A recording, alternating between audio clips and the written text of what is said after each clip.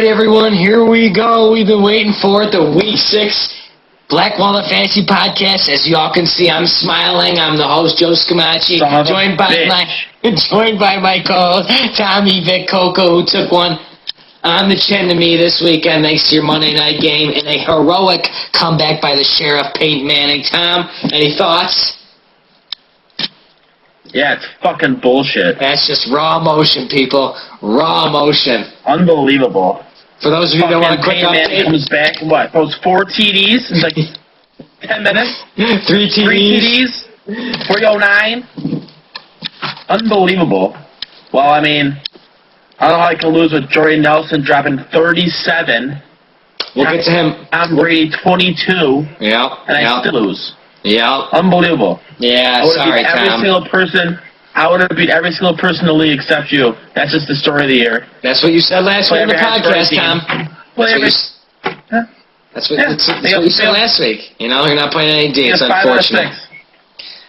There were some really close matchups, including ours. Yes, you would have beaten everybody else, but if we look to another matchup, we had Bear and Lou. Lou had Robert Griffin take the high lead late. We thought Lou would be moving on up the ranks, and Bear steals one with a bullshit 2-touchdown game on Antonio Gates. Yeah. Huge game. Stole it, Tom.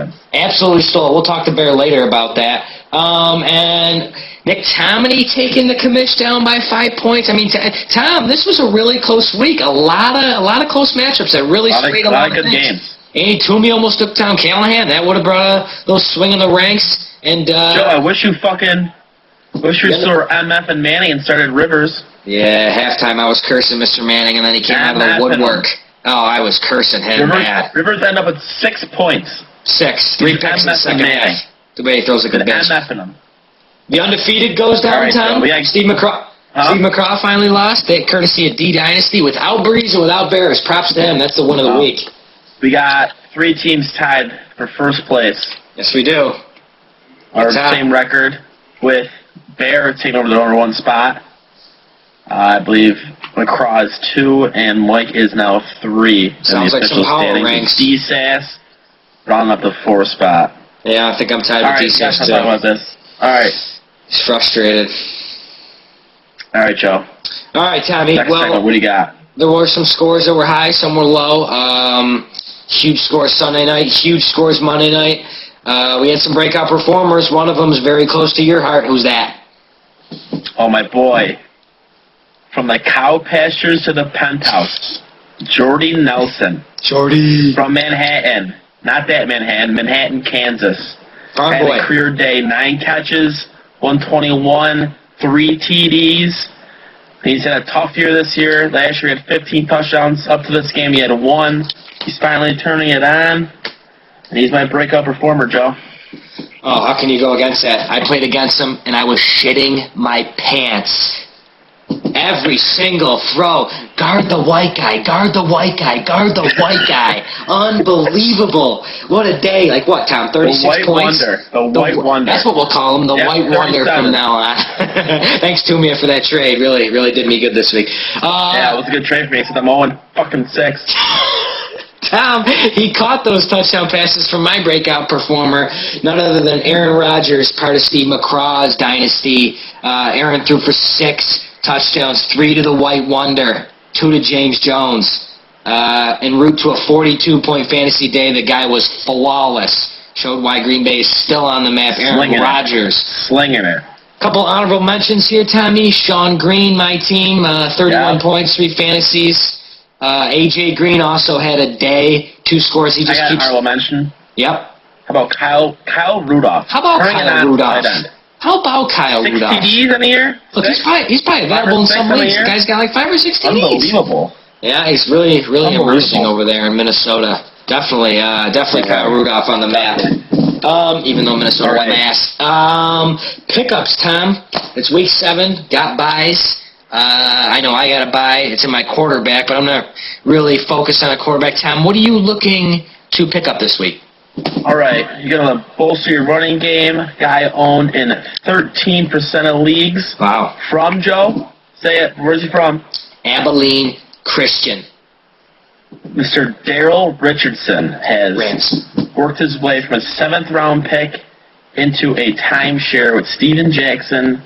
Guy had I think he had 11 carries for about 76 yards. He ran all over the fence. Goal line carries. Fence. Didn't get a touchdown, but had a couple goal line carries. He's looking good. Yeah, no, he ran all over the fence. They have a stout run D. That is a good pickup. Steven Jackson goes down, and you get Richardson on your bench. You're looking at an X-factor. And what does Steven Jackson? Always has a hurt groin. Always. The groin goes every week. It's like the guy's having sex too much or something. The groin. It's unbelievable. Too many bitches. How am I going to top Daryl Richardson? I look, Tom, the free agent pool week 7 is never very thick. It's usually thin. I'm going to go with a guy out of the supplemental draft from Baylor. You know what I'm talking about? Oh, yeah. Josh Gordon, Cleveland Browns.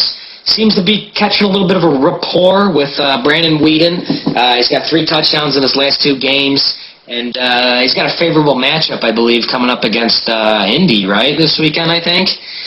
Yeah. Yeah. Yeah, if Massaquoy's still out, look to scoop Gordon. He could be a hit-or-miss guy. He's a deep threat, but he's available probably in almost every league out there. And we didn't start slinging a little bit. They got a nice little receiving core going there. Definitely. Okay, we're going to take... learn to catch a ball.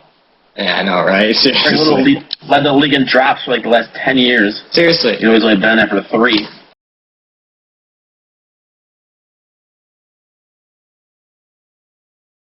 Brings us to our next topic, Tom, our power rankings. Last week we had Bear, Mike, Lou. Does it change for you? No, I'm still going to go Mike 1. I'm going to go Bear as the deuce. I'm going to give him a little love in the 3 spot. Yeah. He's earned it. Just took a loss, but he's 5-1. I still don't like his team, but he's 5-1, so give him some love. I'd have to go, Lou, that's a tough loss. 2 touchdowns from Gates. I got to give him 3A, 3B. DSAS won without Breeze, and the Bears' defense is 2 best players. I think he's going to be a 3C. Right now in the middle is a little bunched up. There's a lot of good teams. Like I said, I don't really like McCraw's team or love it, but you got to give him some props. He's holding 5-1. I think it's got a big showdown with Callahan in a few weeks. All right, so our power rankings haven't moved too much. Yeah. Getting real tight up top right now. Yeah, I agree. But there's a long way to go. We're not even halfway into it yet. Tommy, our next segment's a lot of fun. It's called FaceTime. We're each going to use a character from the NFL, trying to make fun of that person for what they've done recently or in the past week because we think they are a joke. All right, Tom, you go first. Who's your character? All right, Joe. Who am I? Let's see here. Tom is Ryan Fitzpatrick from the Buffalo Bills. Hi, I'm Ryan Fitzpatrick. I have an absolute noodle for an arm. I would be the worst quarterback in the league if it wasn't for Phillip Rivers because he looks like fucking pissed right now. All right? Harvard grad, guy's absolutely awful. Thank God I'm robbing Western New York of $60 million to play like piss. How else can you describe it? Thank God my franchise believes in me so much they refuse to draft a quarterback. Last quarterback they drafted, Levi Brown. Who the hell is Levi Brown? I don't even know. Who the hell is that? Bad Levi Brown. Bad Levi Brown. That's all I got. Yeah, Buddy Nix has got to go. He's got to go. He's just, each draft is bad. They paid Mario all that money, and he's just gagging. I don't know, but the Bills got a lucky win. Fitzpatrick got bailed out in Arizona. Bailed out. He always gets bailed out. He's had a good game all year. I agree. All right, Tommy. Here's my character. All right, Joe. Who am I? All right, Joe is Jason Garrett. Am I really? I am Jason Garrett, and I am a joke. I was a coach in waiting in Dallas. I'm a Princeton grad. I was a backup in this league for a dozen plus years, and I have no fucking clue how to manage the clock. Not a clue. Last year, I iced my own kicker, Dan Bailey, and he missed the kick. This year, for an encore, what more can I do? Well, my team only busts their ass for 59 minutes in the Baltimore game, get all the way down the field, and with 20 seconds left and a timeout, I don't even run the clock right. I panic. I call a timeout with 3 seconds. Send my kicker out there for a freaking bomb, 51-yarder. What's he do? Hits a snap hook left of the upright. I'm the laughing stock of the league. Tom, if I lose a couple more, Jerry's going to have my balls. I know. The sore spot, Joe. You know I'm a Cowboys fan, but the Cowboys guy, right now. It's bad. It's just bad. Brutal. That team's got too much talent to be losing games like that. Last year when he iced the old kicker, cost the playoff spot. That would have got us in. You know, I mean, you think a guy that's smart, Ivy League. Hey, we picked on 2 Ivy League guys. That's good. That makes us feel better. Yeah. All right, Tom. The part I really don't want to talk about, but it's our favorite segment because I got my ass so wiped last week is the gambling part. God, our locks were so pissed. Got absolutely crushed. That's what the word. Last week, Atlanta. Then the Barely cover. won, no cover. I think I had San Francisco. How'd they do, Tom? Got their ass wiped. Seriously, wiped out at home. Wiped. Oh yeah, San Francisco. The Giants aren't shit. Stick it. I didn't hit anything. Money line the Rams. Stuck out my ass. That guy missing 3 field goals. Would have covered. And a money line. Yep.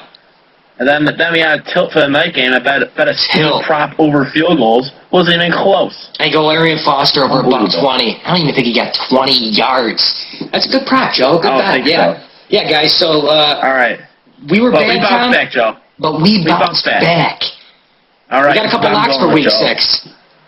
I'm laying the 6 with Green Bay on the road. I still think St. Louis can hang. Danny Amendola's a little banged up. Sam Bradford's favorite guy. And I just don't think they like to run the ball too much. And I just don't think they can hang with Aaron Rodgers. And he looks good lately. He's been slinging it. I like it. So Green Bay. Joe, what you got? Green Bay minus the 6. I like it. I mean, he's on fire. How can you go against that? You know, the Rams are okay, but I think it's just too much firepower. I'm going to go with a trend. Last week, each team off the bye played great, and I'm pretty sure all of them covered against the spread. As you saw with Detroit in this example, Dallas lost because they have a shit coach, but they covered the spread. I'm going to take this pick to the bank, bet my student loan on it. The New Orleans Saints off the bye might get their leader Vilma back. Breeze is hot. I'm not buying Tampa Bay. I don't think they're ready for this matchup. Yes, it's in Tampa Bay, but I'm going to lay the 3 with the high-powered offense and take it to the bank. Book it, Tom. Book it.